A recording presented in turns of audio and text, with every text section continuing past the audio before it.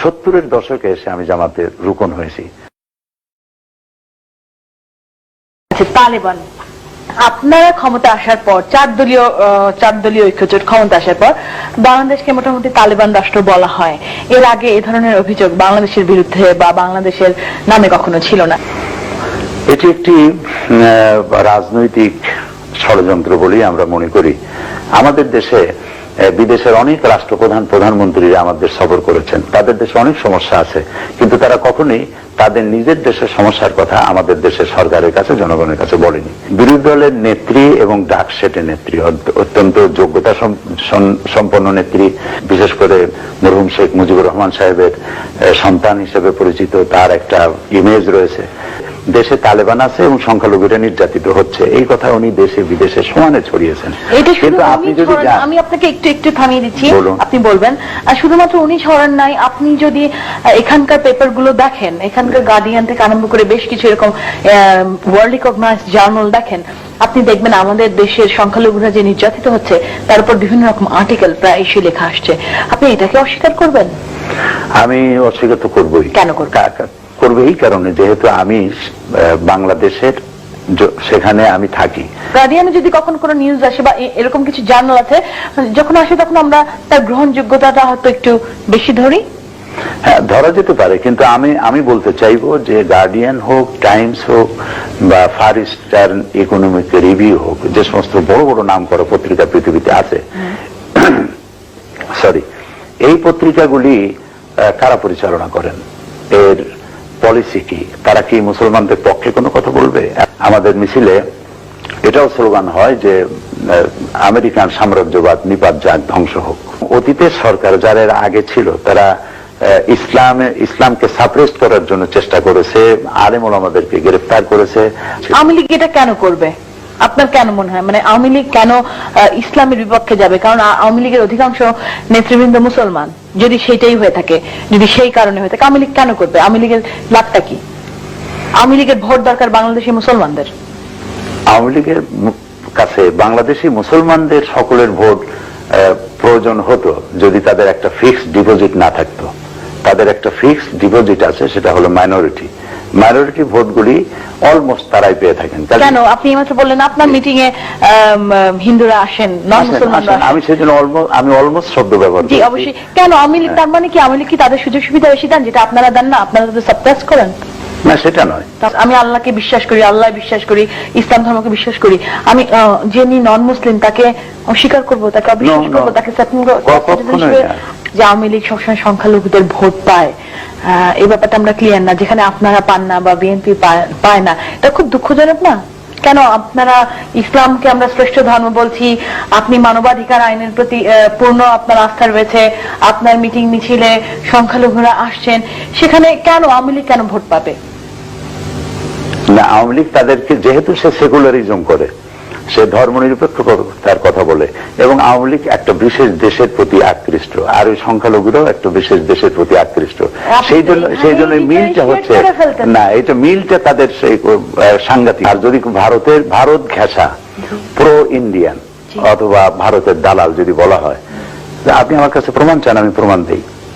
আচ্ছা, আপনার আওয়ামী লীগকে কেন বলছেন ভারতীয় অনুচর? আমি অনুচরও বলবো না, দালালও বলবো না, আমি বলবো ভারতের প্রতি, নিজের দেশের চাইতে ভারতের প্রতি একটু বেশি কমিটেড, একটু বেশি আকৃষ্ট। সেটা ওই ব্যাখ্যা ওনারাই ভালো দিতে পারবেন। আমি মুক্তিযুদ্ধের সময় ভারত আমাদের সাহায্য করেছিল বলে? মুক্তিযুদ্ধের সময় ভারত একটা আড়তদারি ব্যবসা করেছে, ভারত সহযোগিতা করছিল, একটা স্বার্থ ছিল তার সামনে, সেই স্বার্থটা অবশ্যই। কিন্তু এই যে ভারত যে সহযোগিতা করেছে, এর জন্য কি ভারতের প্রতি আপনারা কৃতজ্ঞতা প্রকাশ করবেন না? আমি কৃতজ্ঞতা প্রকাশ করতাম বা আমরা করতাম যদি আমার দেশের সন্তানেরা যুদ্ধে অংশ না নিত, পুরোপুরি তার উপরে নির্ভর করতো। পুরোপুরি তার উপর নির্ভর করেনি, আমার দেশের সন্তানেরা খাইয়ে না খাইয়া যুদ্ধ করেছে এবং যুদ্ধে বিজয় ছিনিয়ে এনেছে। আপাতত আপনারা বিএনপির সঙ্গে রয়েছেন এবং অত্যন্ত শক্ত এবং সুবিধাজনক স্থানে রয়েছেন। নিয়ার ফিউচারে আপনাদের কবে আমরা আওয়ামী লীগের সঙ্গে দেখবো? না, এরকম কোন সম্ভাবনা আপাতত নাই, এবং ভবিষ্যতে এরকম সম্ভাবনা আসবে বলে আমি মনে করছি না। ঠিক আছে, তার মানে আমরা আশা করতে পারছি যে আওয়ামী লীগ এবং জামাত একসাথে কাজ করবে না। আওয়ামী লীগের সাথে আমাদের সম্পর্কটা যে ছিল সেটা কিসের, সেটা দেখতে হবে। সেটা হচ্ছে কেয়ারটেকার কনসেপশন। আমরা স্বৈরাচারকে সরাবার জন্য ঐক্যবদ্ধ হয়েছিলাম তখন। এটা হচ্ছে সম্প্রতিকালে আমরা বিরোধী দলীয় নেত্রীর সঙ্গে কথা বলছিলাম তো ইরাক যুদ্ধের সময়, এবং তিনি আপনাদের বিরুদ্ধে বা বর্তমান সরকারের বিরুদ্ধে একটি অভিযোগ করলো। সেটি হচ্ছে যে যুদ্ধ শুরু হওয়ার পর যে সংসদ অধিবেশনটি বসেছিল তাতে শোক প্রস্তাব উত্থাপন করে যারা মারা গেছেন তাদের আত্মার মাগফিরাত কামনা করবার জন্য দোয়া করার অনুরোধ জানানো হয়েছিল আপনাকে, কিন্তু এ ব্যাপারে আপনারা বাস্তবায়িত করেননি কেন? মূল বিষয়টা হলো, পার্লামেন্টে এই প্রস্তাবটা তারা যখন করলেন এটি ছিল একটি রাজনৈতিক প্রস্তাব। এটি যদিও দেখা যাচ্ছে যে আল্লাহর কাছে দোয়া করতে বলা হয়েছে, কিন্তু মূল ছিল রাজনৈতিক বিষয়। আমি পরবর্তী সময় এই বিষয়ের কৈফিয়ত আমি পার্লামেন্টে দিয়েছি, আমি মোনাজাত করেছি। সেই মোনাজাতে ইরাকের নাম নেই, কিন্তু একথা বলেছি যে আল্লাহ তাআলা মুসলমানেরা পৃথিবীর যত দেশে যত জায়গায় তারা মজলুম অবস্থায় আছে, অত্যাচারিত অবস্থায় আছে, আল্লাহ তাআলা তুমি দয়া করে তাদের সাহায্য করো। আপনি সিলেটের একটি জনসভায় ক্লেম করেছেন বা সবসময় ক্লেম করেন ছাত্র শিবিরের ছেলেরা সর্বকালের সর্বশ্রেষ্ঠ সন্তান। আপনি করেছেন না, আপনি করেছেন, আমাদের এখানে আপনাকে দেখাতে পারি এবং উদাহরণ রয়েছে, অনেক রকম রয়েছে। কিন্তু ঠিক আছে, আমি মানছি যে ছাত্র শিবিরের ছেলেরা খুব আদর্শবাদী, কিন্তু তার এরকম হাত পা কাটা রাজনীতিটা কোথায় শিখলো? আপনি বলেন যে হাত পা কাটা সহজ না? মানুষটা যে জিনিসটা দিয়ে হাত পা কাটবে ওইটা পেটের মধ্যে চালাই দিলেই তো তাড়াতাড়ি মরে যায়। হাত পা কাটার ঝুঁকি নেবে কেন? এটি কি কথা? সেটাই তো প্রশ্ন। আমরা ছাত্র শিবির বললেই সাধারণ মানুষের মনে হয় যেন হাত কাটতেছে, হাতের পায়ে রক কেটে ফেলে। হাত পা কাটা খুবই একটা মুসিবতের ব্যাপার। আমি চ্যালেঞ্জ করেছি, যদি কেউ এ ধরনের প্রমাণ দিতে পারে তো আমি ছাত্র শিবিরের পক্ষে একটি কথা বলবো না।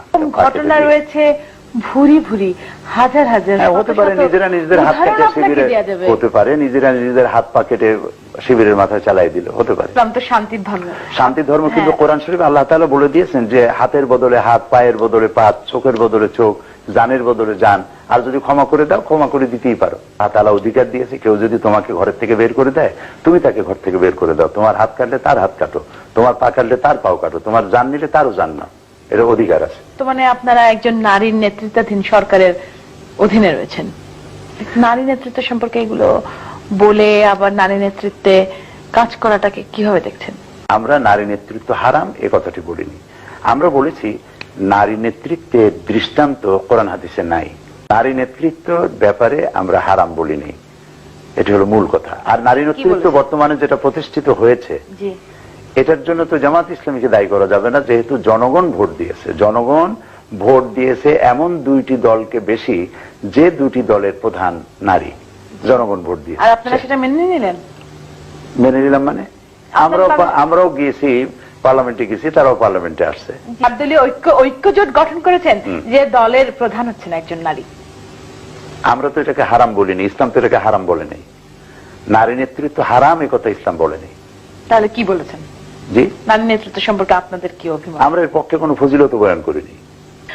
আপনি জামাতে কবে যোগ দিয়েছেন এবং জামাতকে কেন একটি বিতর্কিত রাজনৈতিক সংগঠন বলা হয়? জামাতে এসেছি, আমি ছাত্র জীবনে জামাত করি নাই, কিন্তু জামাতের প্রতি আকৃষ্ট হলাম ছাত্র জীবনেই। এরপরে আমার লেখাপড়া শেষ করলাম 1962 সনে, মাদ্রাসা শিক্ষার উচ্চ শিক্ষা ডিগ্রি নিয়ে। তারপরে আমি ব্যক্তিগতভাবে কিছু রিসার্চ ইত্যাদি করেছি। 70-এর দশকে এসে আমি জামাতের রুকন হয়েছি। জামাত একটু অতিরিক্ত বিতর্কিত না? এখন যার কাছে প্রথম থেকে আমরা দেখেছি বাংলাদেশের ইতিহাসে প্রথম থেকে এখন পর্যন্ত জামাত জানি কেমন একটি বিতর্কিত রাজনৈতিক সংগঠন। আপনি নিশ্চয়ই প্রবাদটা জানেন যে যারে দেখতে নারী তার চলন বাঁকা। এখন জামাত ইসলামী সম্পর্কে, যার ইসলাম সম্পর্কে ধ্যান ধারণা নাই, যার ধ্যান ধারণা হলো শুধু ইসলাম হবে, জামাত ইসলামী যদি শুধু নামাজ পড়তো, রোজা রাখতো, মসজিদের মধ্যে পড়ে থাকতো, তাহলে জামাত ইসলামী নিয়ে কেউ মাথা ঘামাইতো না। মানুষের বাড়ি বাড়ি যাইতো, তওবা পড়াইতো, হাদিয়া নিত, পকেট ভরিয়া, কোনো অসুবিধা ছিল না।